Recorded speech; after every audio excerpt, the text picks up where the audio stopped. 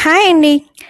ఈరోజు మన pot kitchen హోమ్‌లో నేను ఫాక్స్‌టైల్ మిల్లెట్ ఫ్లోర్ తోటి దోస వేస్తున్నాను. ఇది మన రైస్‌కి ఆల్టర్‌నేట్‌గా వాడుకోవచ్చు. ఇందులో కొంచెం లైట్‌గా rice flour, foxtail millet floor కలిపి వేస్తే చాలా బాగా వస్తుంది.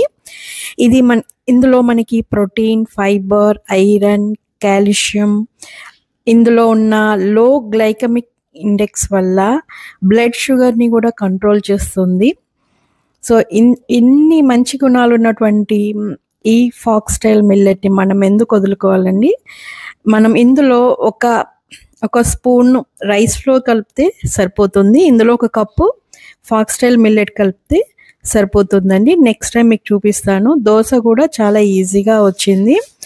చాలా టేస్టీగా కూడా ఉంది. రైస్ ఫ్లోర్ దోస కంటే ఇందులో నేను లెమన్ చట్నీ పెడుతున్నాను. మీరు ఇంట్లో చేసుకున్నది కూడా పెట్టుకోవచ్చు. నాకు అందుబాటులో లేదు కాబట్టి నేను ప్రియా పచ్చడితోటి ట్రై చేస్తున్నాను. లెమన్ పికిల్, టమాటో పప్పు, ఏ ఆకుకూర పప్పు అయినా కూడా చాలా బాగుంటుంది. చాలా క్రిస్పీగా కూడా వచ్చింది. పిల్లలు కూడా చాలా ఇష్టంగా తింటారు. మరి ఇంకెందుకు, మీరు కూడా మీ ఇంట్లో ట్రై చేసి పెట్టండి.